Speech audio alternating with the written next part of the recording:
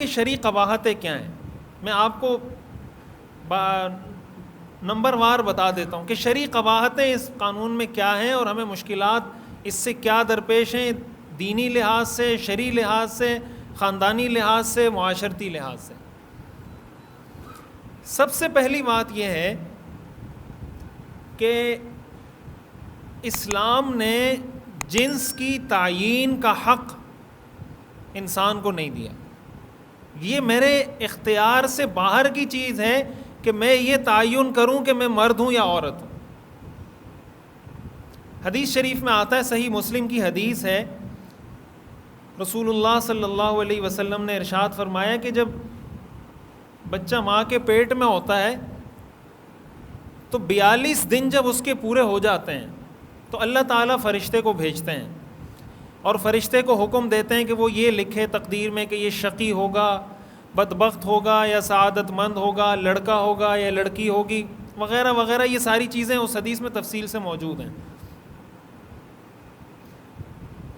کہ 42 دن پورے ہونے کے بعد اللہ تعالیٰ یہ طے کر دیتا ہے۔ اور حیرت کی بات یہ کہ آج کی جدید میڈیکل سائنس یہ بات کہتی ہے کہ جب بچہ ماں کے پیٹ میں ہوتا ہے تو 7ویں ہفتے میں اس کی جنس متعین ہو جاتی ہے۔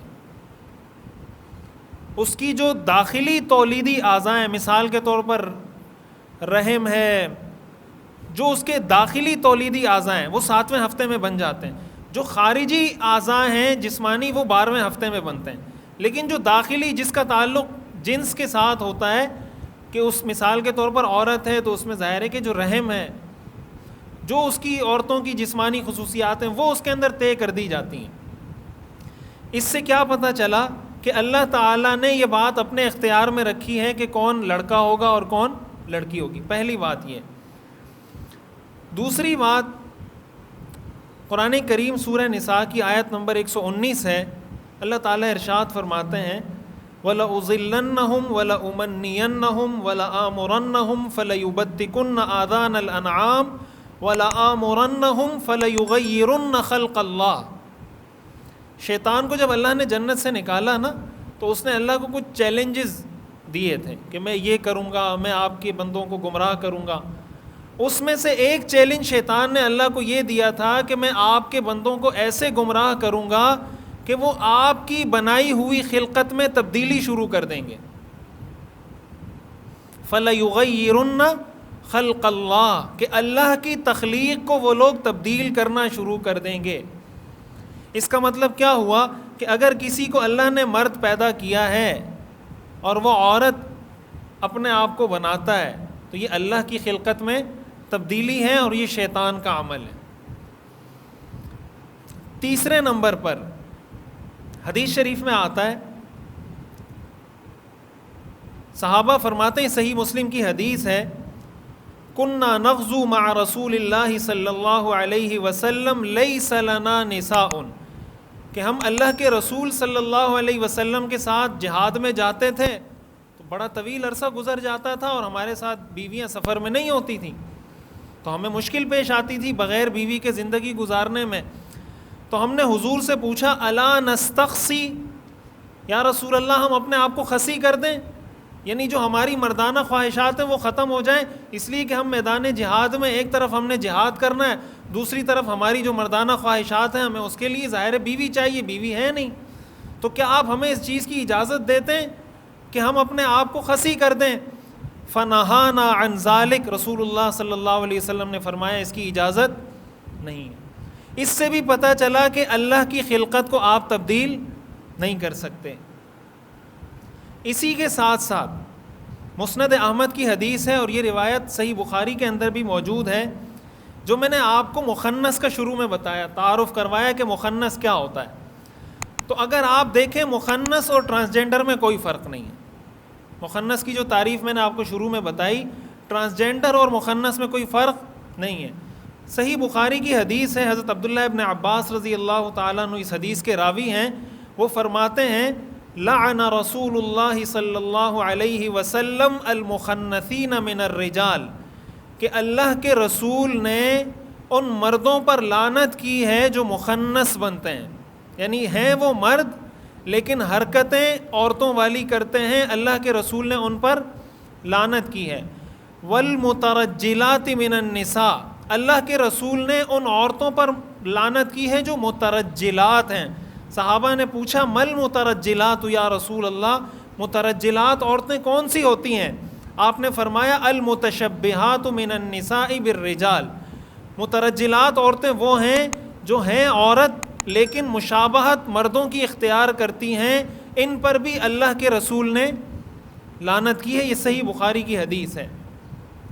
اور حضرت عبداللہ ابن مسعود رضی اللہ تعالیٰ عنہ فرماتے ہیں لعن اللہ الواشمات والمستوشمات والمتنمسات والمتفلجات للحسن المغیرات خلق اللہ، کہ اللہ تعالیٰ نے ان عورتوں پر لعنت کی ہے جو اپنے جسم کو کدواتی ہیں، جو ٹیٹو بناتے ہیں جسم پر، جو مختلف قسم کی چیزیں بنائی جاتی ہیں، ان پر اللہ کے رسول نے لعنت کی ہے۔ ان عورتوں پر اللہ کے رسول نے لعنت کی ہے جو اپنی پیشانی کے بال اس طریقے سے کاٹتی ہیں اپنے آپ کو حسین بنانے کے لیے، اس کو اس انداز سے کاٹتی ہیں جو تغییر و خلق اللہ کے اندر آ جاتا ہے۔ اسی طرح اللہ کے رسول نے، اللہ نے ان لوگوں پر لعنت کی ہے، ان عورتوں پر جو اپنی دانتوں کے فاصلے کو بڑھاتی ہیں حسن کے لیے۔ دو دانتوں کے درمیان، جو شروع کے جو درمیان کے دانت ہوتے ہیں نا سامنے کے، ان کے درمیان فاصلہ یہ حسن کی علامت سمجھا جاتا تھا۔ تو اللہ کے رسول نے فرمایا کہ جو عورتیں اپنے دانتوں میں فاصلہ پیدا کرتی ہیں تاکہ خوبصورت لگیں، اللہ کی ان پر لعنت ہے۔ پھر حضرت عبداللہ ابن مسعود رضی اللہ تعالیٰ عنہ نے فرمایا میں کیوں ان عورتوں پر لعنت نہ کروں جن پر اللہ اور اللہ کے رسول نے لعنت کی ہے، میں بھی ان پر لعنت کرتا ہوں۔ یہ صحیح بخاری کی حدیث ہے۔ اس سے آگے ایک حدیث شریف میں آتا ہے، یہ بھی صحیح بخاری کی حدیث ہے۔ یہ میں آپ کو بتا رہا ہوں کہ مخنث کے بارے میں قرآن حدیث کی تعلیمات اور ارشادات کیا ہیں۔